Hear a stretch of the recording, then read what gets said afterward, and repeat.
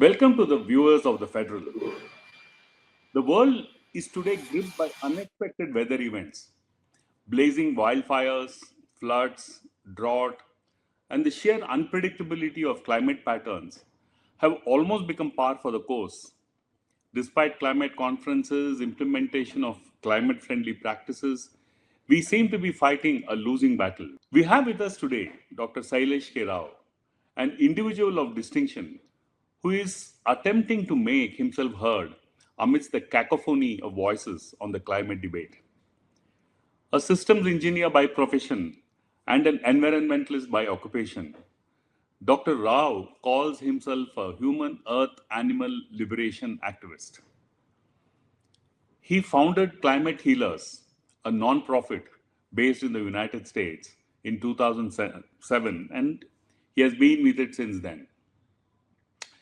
As an engineer, Dr. Rao worked on the internet infrastructure and is credited with innovations, including the communications protocol that are widely used across the world today. In 2023, he was designated a climate hero by the London's Guardian newspaper. Dr. Rao has held the view that the approach to reining in climate change is misdirected, and there are vested interests behind this who don't want to implement the necessary changes. We shall talk to him today on what the problem is, on the clamor to end the burning of fossil fuels, and the need to severely restrict animal agriculture, which, according to him, is the fundamental catalyst speeding up climate change. Welcome, Dr. Rao. Thank you. Thank you for having me. Yeah, thank you. You hold the view that a ban on fossil fuel burning could actually be counterproductive. Why so? Ah, yes. When we burn fossil fuels, we're not only emitting global warming gases like CO2 into the atmosphere, we are also emitting cooling gases like sulfur dioxide into the atmosphere. And these cooling gases are actually masking about half of the heating. So we are now experiencing an extra 2.6 watts per square meter of heating on the planet. The sun is giving us 240 watts per square meter. It's like we have increased the sun's intensity by at least by 1%. That's what we have done effectively, right? Okay. And but the cooling gases are masking about 1.6 watts per square meter of heating. So which means that if you don't have the cooling gases in the atmosphere, the heating will go from 2.6 watts to 4.2 watts per square meter instantly. I mean, within a few weeks, because the cooling gases have a very short lifespan in the atmosphere. They disappear within a few weeks. So which means, when we burn fossil fuels today, the amount of cooling that our emissions is causing is way more than the amount of heating it's causing. Because the heating gases last for a long time, like CO2. They stay in the atmosphere for tens, even hundreds of years, right? Whereas the cooling gases only last for a few weeks, which means the cooling gases that we emit from burning fossil fuels is way more potent than the heating gases we're emitting. Okay. And this requires us to be careful about how we deal with this problem. And so I have modeled it, assuming that there is a burning machine which is using fossil fuels, and that represents fossil fuels and industry activities together. And then there is a killing machine on the planet that we have implemented, which is killing, all these animals for animal agriculture and so on. And that killing machine is using so much land on the planet. And if we are able to shut down that killing machine, that land gets released back to nature, and it will start sequestering carbon when the forests come back. Okay. And as So it you're sequesters, basically saying that the real issue is with animal agriculture. right. Right. Okay. Okay. Because the real issue is with animal agriculture, not only for climate change, but for all of the planetary boundary violations. Mm-hmm. See, I'm a systems engineer. I look at it as a system. Climate change is actually the fourth worst planetary boundary transgression. And a planetary boundary transgression is a transgression on the life support systems of the planet. And there are six of them that we have identified. And Mm-hmm. any one of them, if you leave it there, is enough to kill life as we know it. It's that serious. Mm-hmm. And the most serious is biodiversity loss. It's not even climate change. Climate change, we feel it. Biodiversity loss is happening over there. We don't even see it, you know? Right. And that's actually worse than climate change. And So, then the what is the next, extent of animal agriculture? I mean, why is it such a serious problem? oh, Is it the vastness of it, or I mean, is it the I right. mean, what is it about the animal agriculture that makes it a problem? And It's the vastness of the land use for animal agriculture. Because our animals have to eat in order to grow. Okay. right. And so at any given point in time, our animals are eating 5 times as much food as we eat. Hmm. Okay. And Right. our population itself is eating more than what all the animals in the world used to eat 10,000 years ago. Hmm. Human beings alone. Okay. So we are eating twice as much food as all the wild animals that used to eat 10,000 years ago. So we are already a huge burden on the planet. Now imagine that the animals that we are raising for our food are eating 5 times as much food as we eat. Hmm. So you can imagine the burden on the planet that that causes. Okay, Right.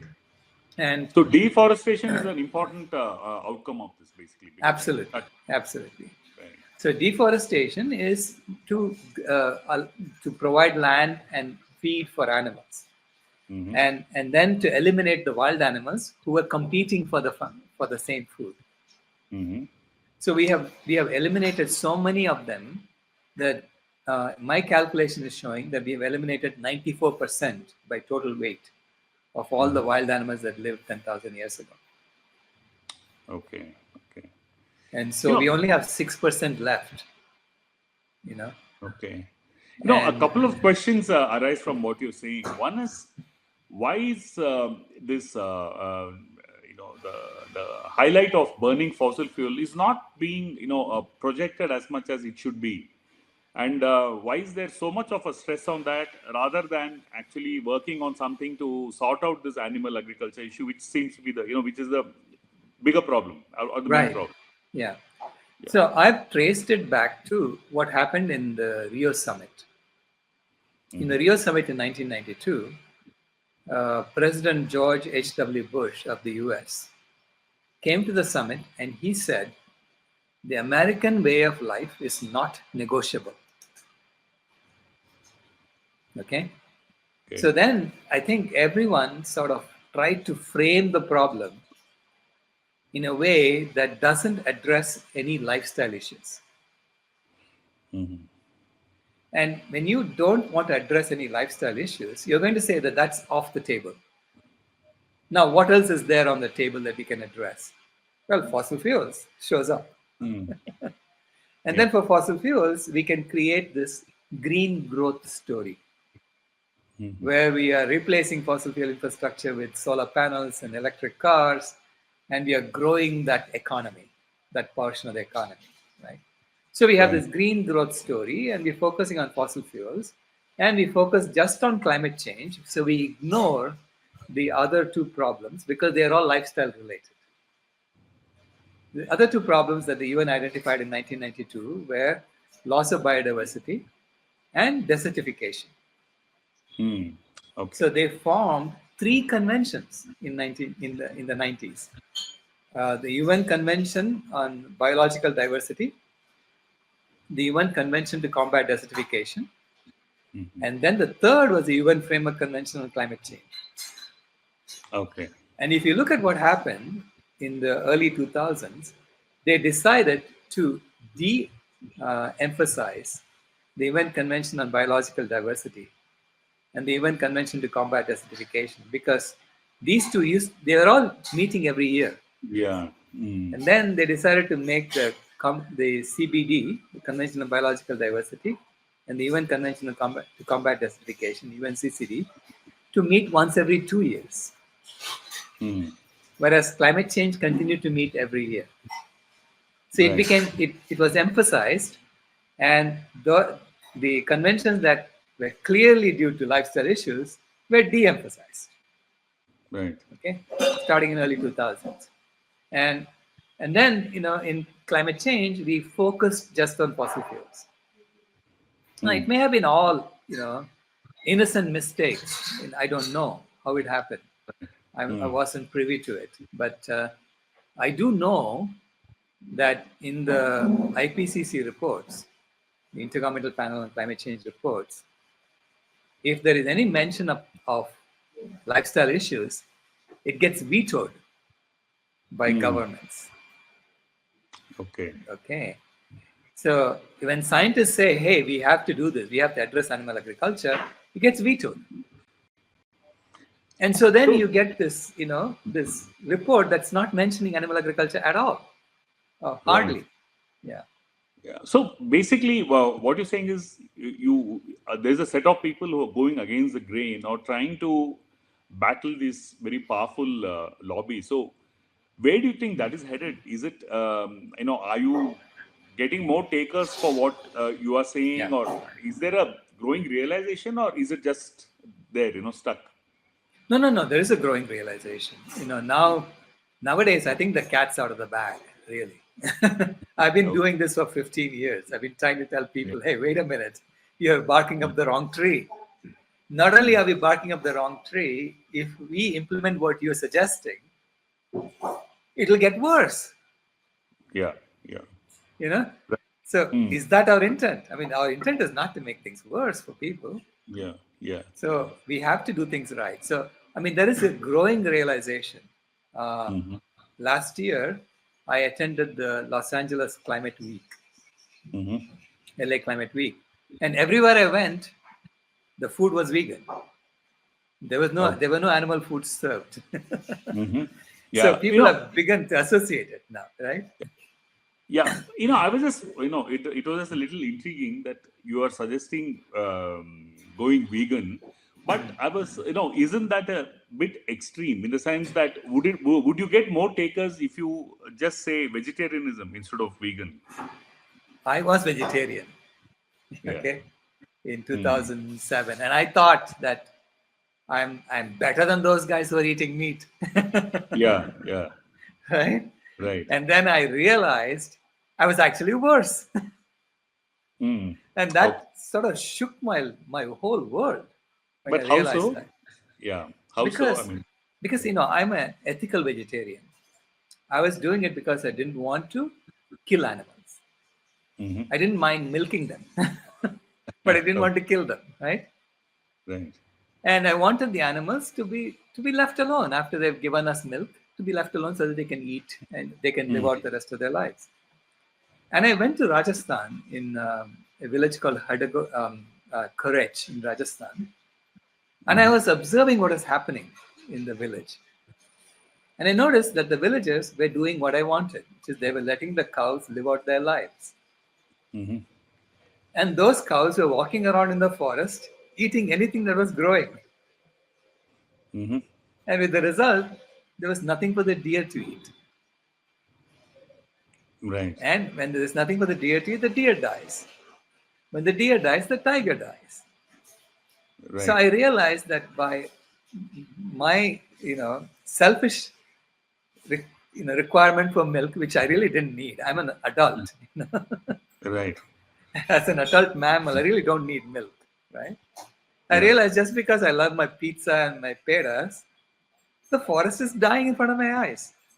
And Hmm. instead of uh, considering myself superior to the meat eaters, I should be realizing that they were cleaning up after me. Hmm. Yeah. Okay. So, Hmm. and if they didn't clean up after me, the destruction in the forest actually is larger. Right. So I instantly went vegan. I had this huge sense of shame, when I realized that. I had this sense of shame, and I wanted to go apologize to everyone that I'd ever said anything bad to. and I went vegan on the spot. Right. Okay? No, No but question. how about the issue of methane? Yeah, I believe Right. even that's an element that you need to also take into account, or is it just the Absolutely. deforestation? And yeah. Oh, no, no. It's all of them together, right? So there are 11 emission species that we need to Mm-hmm. consider. CO2 is the main one, but Mm-hmm. methane is right behind CO2. And in fact, on a short term basis, methane is much more potent than CO2 Right. because methane is only in the atmosphere for about 8 years. The half life is 8.4 years. And Mm-hmm. then it becomes CO2. Mm-hmm. Okay, so every methane molecule becomes a CO2 molecule. Right. So it becomes Okay. a source of CO2 as well. And Mm-hmm. uh, but when it is there, methane is much more potent. It Mm-hmm. actually traps 110 times as much heat as Right. CO2 when it is there. Okay, Mm-hmm. so Yeah. this is why if you are able to reduce methane first, then you will cool it. You will cool the atmosphere quickly, and then you'll Right. get the room to do this. Reducing fossil fuel Right. emissions. Yeah. So methane and afforestation are the big levers we have. Yeah. And for both of them, animal agriculture is the leading cause. Right, but Dr. Rao, the eating habits and the lifestyle is so intrinsically connected or linked to individuals and communities. Right. Where probably, one can even argue that in some cases, proteins are required for, let's say, for the underprivileged or people who can't afford this, Right. high-end stuff in the supermarket. How would you address this? Because it seems to be in some ways very closely intertwined with the way of life of human beings. So, is there a certain Right. inevitability to it? I mean, I don't know. I mean, how you? Right. Yeah. Yeah. So I see this as an transformation that we are called to do together as a species. Hmm. Okay. We have to take care of our fellow human beings. Make sure that they have adequate, because I've been eating a plant-based diet now for 18 years. And I'm actually healthier than I ever used to be. you Hmm. know, Yeah. and so there's clearly plenty of protein in my food. There's plenty of nutrients in my food because I'm able to thrive. And I don't eat that much. I don't eat, exotic Hmm. foods. I'm still eating the original foods that my mom used to cook for me. Yeah. It's the same upma. I just had uppitu, Yeah. Yeah. and I'm having rice and sambar and Hmm. dal. So there is nothing exotic about what I'm eating, but I'm getting all the nutrients I need. So I believe that fundamentally we were told that protein is found in animal foods. Hmm. Okay, this is we were told in school, through in science textbooks and so on, and Right. we mistakenly assumed that protein is only found in animal foods, Hmm. which is not true. In Yeah. fact, every plant food has all 20 amino acids. Right. So every plant food has complete protein. This is why elephants are eating just leaves and growing so big, you know, Yeah. and Yeah. cows are Right. eating just grass and growing so big. So they're getting their protein somewhere. Yeah. So, Yeah. Yeah. so we by associating animal foods with protein, they created a myth Hmm. that protein is only found in animal foods. It's a myth. Right. Similarly, by associating calcium with dairy, they created a myth that calcium is only found in dairy. In reality, calcium is found in all plant foods too, because that's where the cow is getting the calcium from. Right. Okay. So some plant foods have more calcium than milk. Some plant foods have less calcium than milk, but it's there. Hmm. So Dr. McDougall said, if you eat enough calories, you will get enough calcium. Hmm. Yeah. So where do Eh, we stand? Coming back to climate change, where do we stand as far as the issue of climate change is concerned? Where are we heading? right. Is it too late, or is it still Oh, possible no, no. to? Yeah. Yeah. See, it's never too late. That's the beauty of it. It's never too late to do the right thing. because there are all these nonlinear feedback loops that we see it getting triggered.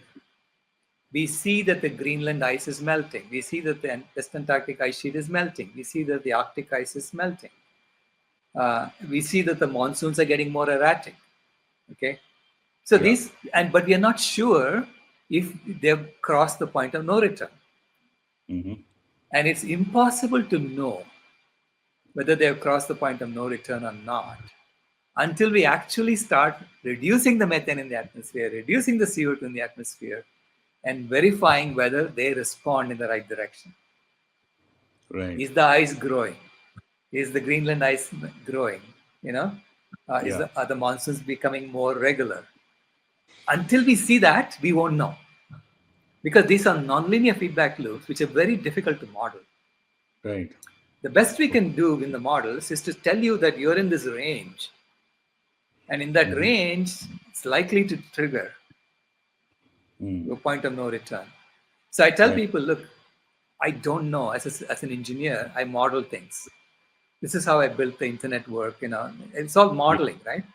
And then you verify that you go in the lab and you verify that the reality matches the model. Right. That's how we do our work. Yeah. Unfortunately, in this case, the Earth is the lab. Mm-hmm. Yeah. To Yeah. verify that. Yeah. Yeah. The one more thing is, how has your view been accepted or, responded to by the scientific community? In fact, the other day you had a talk at the Indian Institute of Science, at the Right. National Institute of Advanced Studies.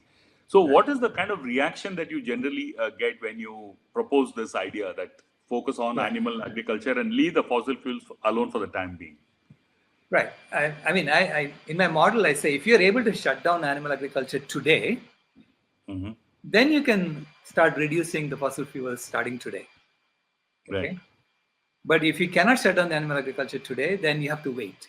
So that's Okay. what the model is telling us. Yeah, Hmm. when I say this to the scientific community, when I gave a talk at Oxford 2 years ago, Hmm. and a professor who works at the IPCC, who's on the committee at the IPCC, he told me, "Look, we know this. It's not like we don't know this. It's Right. not. It's fairly obvious, right?" And Mm. and he said, "But if we say it, we lose our funding, Hmm. so we cannot say it." And I am one of your biggest fans. He's telling me. Okay. So go ahead and keep saying what you're saying. Hmm. Okay, so I get all these some scientists from the background supporting me, saying, "Go, go, go, go, do it," Hmm. Hmm. Hmm. because they Okay. cannot. They if they do it, they lose their funding. Okay, it's that Okay. serious. Yeah. Okay. Um, but at the NIAS, I Hmm. spoke Hmm. about it, and Uh-huh. and it was a fairly well represented. The room was full, relatively Hmm. full. Okay, Right. and initially there was a lot of questions about what I was saying. They were interrupting me, saying, "How's this? How's that?" and so on. So it was a discussion going on, right? Yeah. But towards after I went through maybe half of my slides, there was a lot more quiet. People were Okay. listening. Okay, they were listening, Hmm. and at the end, I got all these great questions people are Hmm. asking, and those questions are mainly about how do we do it? Right. How do we eliminate animal agriculture? Hmm. Not whether we should. Right. So Okay. yeah. Yeah. So I realized that people are open to it. It's because scientists have to have that in order to be Yeah. good scientists. Right. And especially in India, uh, Hmm. public trust in scientists is among the highest among all nations. Okay. Okay, Hmm. because scientists have that openness, and I think it's part of our culture. That openness has been there from the beginning. Right. Hmm. So now, how do you assess your own situation? I mean, at what stage are you in terms of convincing people or trying to change or dilute these lobbies or, how, so, I mean, Yeah, where how are do you I right do as this? far as climate healers are concerned? and as far Right. as your view is concerned. Yeah. Well, I depend on people like you to spread the Oh. word for me because it's important that people internalize this as quickly as possible. Mm-hmm. Because the situation that's happening in the climate and in the life support systems of the planet Mm-hmm. is it's very it's clear that it's at the almost at the point of no return. We don't know, like Right. it's that stage, right? So when you Yeah. ask a climate scientist like Kevin Anderson, how should we be responding to climate change, he said, do everything that you possibly can and then do a whole lot more. Okay. Right. It's as if your planet is on fire. Right. How do you deal with that, right? So if it Yeah. requires a lifestyle change, we have to do it. What does it take? Does it take a community to come together to figure this out? Let's do it. Yeah. So it's bringing the community together, eliminating hunger. To me, Mm-hmm. I look at the Sustainable Development Goals of the UN, Mm-hmm. and every nation has agreed to implement the Sustainable Development Goals by 2030. Right. Okay, and I'm an engineer. I'm saying, okay, what is your plan for implementing it by 2030? Mm. And which goal are you going to meet first among the 17 goals? And I say, let us pick zero hunger and meet that. Okay, Okay. that's goal number 2. And that, Right. if you meet that, and along with it, meet good health and well-being, number 3, Mm-hmm. you would make sure that healthy plant-based food is freely available to every human Mm-hmm. being on the planet. Yeah. That's the role of the government, because they said they're going to meet the Yeah. 17 Sustainable Development Goals by 2030. I say, let's meet zero hunger by 2026, Mm-hmm. good health and well-being by 2026. Let's teach everybody how to do yoga, how to do, Mm. Yeah. pranayama. I mean, Yeah. how to get good health is something that we know. Yeah, but the other thing is, in terms of combating these entrenched lobbies, do you have any plan of action to that? To have a head-on kind of a, confrontation. I mean, for want of a better word, I mean, how do you Right. have you done that, or are you planning to do it in future to make any kind Well, of a see, we had progress? a debate, at Oxford. We had a debate, and the proposition was this house would go vegan. Mm-hmm. Okay. So basically, it's the students of Oxford deciding whether they want the future to be vegan or not. And Right. so we had people speaking from an ethical perspective, from environmental perspective. I was the speaker from the environmental perspective, and from a health perspective. Okay, so we had, and they also had the other side, which opposed us, Mm-hmm. had their people expressing their views, and we won the debate handily. Okay. Okay, which means the future is vegan.